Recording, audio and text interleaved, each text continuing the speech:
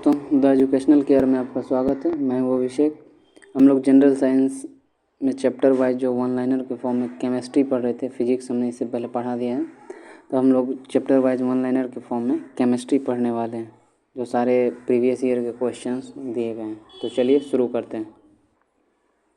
ऐसे तत्व जो इलेक्ट्रॉन को त्याग कर धन आयन देते हैं उसे धातु कहते हैं। धातु ऊष्मा व विद्युत का सुचालक होता है। विद्युत सी सर्वश्रेष्ठ चालक कौन सा है? चांदी। सबसे हल्की धातु है लिथियम। सबसे भारी धातु ओस्मिनियम। सबसे कठोर धातु क्रोमियम। पृथ्वी की भूपरपट्टी पर पाया जाने वाला सर्वाधिक तत्व है एल्युमिनियम 7%। भूपरपट्टी में प्राकृतिक रूप से पाया जाने वाला तत्व या यौगिक है खनिज। धातुओं का उसकी सतह पर वायु व आर्द्रता के प्रभाव द्वारा नष्ट होना कहलाता है संक्षारण। लोहे पर जंग लगना उदाहरण है रासायनिक परिवर्तन का। जंग लगने से लोहे के भार पर प्रभाव क्या पड़ेगा? तो वो बढ़ जाता है। लोहे में जंग लगने से बना पदार्थ होता है फेरोसोफेरिक ऑक्साइड Fe2O3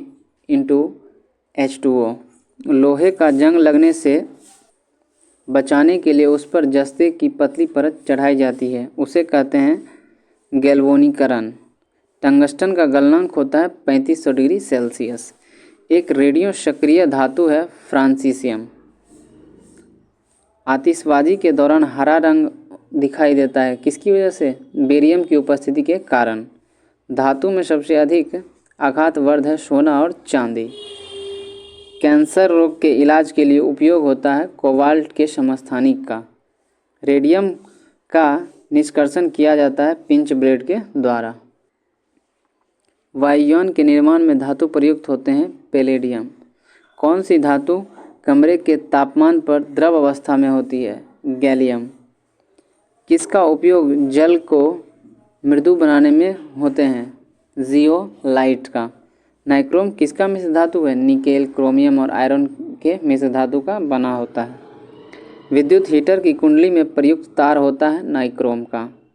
सबसे शुद्ध लोहा होता है और क्यों होता है? सबसे शुद्ध लोहा पिटवा लोहा होता है, क्योंकि इसमें कार्बन की मात्रा सबसे कम होती है। फोटोग्राफी प्लेट में उपयोग होता है सिल्वर ब्रोमाइड।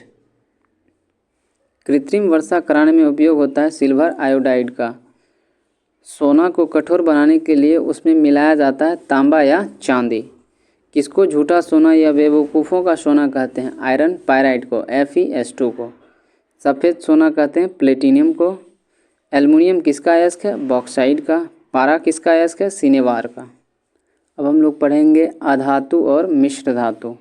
आधुनिक आवर्त सारणी के अनुसार कितने आधात्विक तत्व हैं? 22 आधात्विक तत्व हैं, जिसमें 11 गैस, 1 द्रव और 10 ठोस हैं। द्रव अवस्था में स्थित अधातु है ब्रोमीन। अधातु विद्युत की होती है क्या? कुचालक होती है।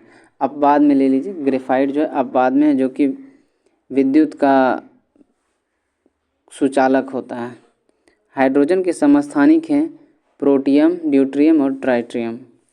ड्यूटेरियम के ऑक्साइड को कहते हैं भारी जल।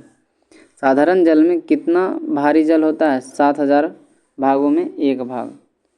भारी जल का उपयोग होता है न्यूटन के मंदक के रूप में ड्यूटेरियम के यौगिक बनाने में। जो जल साबुन के साथ आसानी से झाग दे सकते हैं उसे कहते हैं मृदु जल। जो जल साबुन के साथ कठिनाई से झाग दे उसे कहते हैं कठोर जल। जल का अस्थायी कठोरता होती है उसमें कैल्शियम और मैग्नीशियम के बाइकार्बोनेट घुले रहने के कारण। जल की अस्थायी कठोरता होती है उसमें कैल्शियम व मैग्नीशियम के सल्फेट, क्लोराइड, नाइट्रेट आदि लवणों के घुले रहने के कारण होता है। कौन सी अधातु दोनों प्रकार की कठोरता दूर करती है? Sodium carbonate. जल की अस्थायी कठोरता दूर करने की मुख्य विधि है परम्यूटेट विधि। वायुमंडल में कितना प्रतिशत नाइट्रेट है? 78%। नाइट्रोजन का उपयोग बर्फ़ बनाने में, नाइट्रिक अम्ल के निर्माण में, यूरिया अमोनियम सल्फेट बनाने में, विस्फोटक बनाने में, कृत्रिम रेसे बनाने में प्रयोग करते हैं। अक्रिय गैस, निष्क्रिय गैस या नोबल गैस कहते हैं किसको?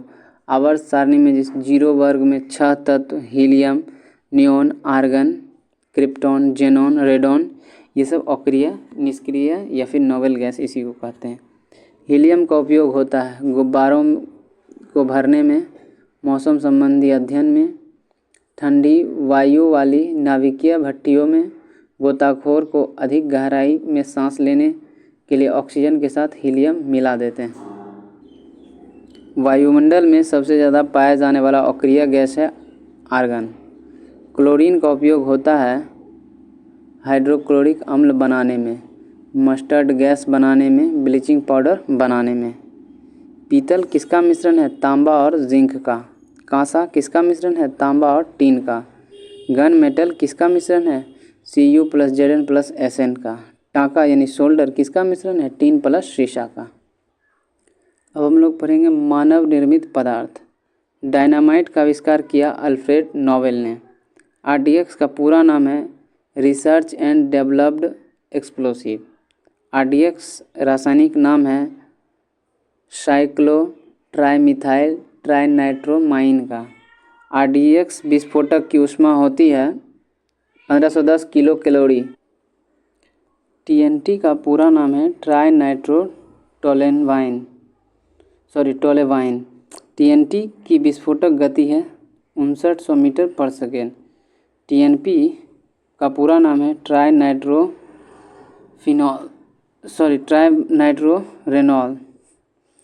TNP का अन्य नाम है पिपिक एसिड। TNG का पूरा नाम है ट्राइनाइट्रोग्लिसरीन।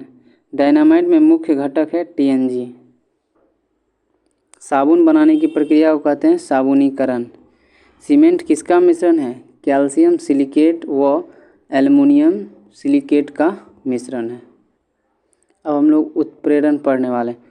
वे पदार्थ जिनकी उपस्थिति में रासायनिक अभिक्रिया तेजी से होती है उसे कहते हैं उत्प्रेरक पदार्थ।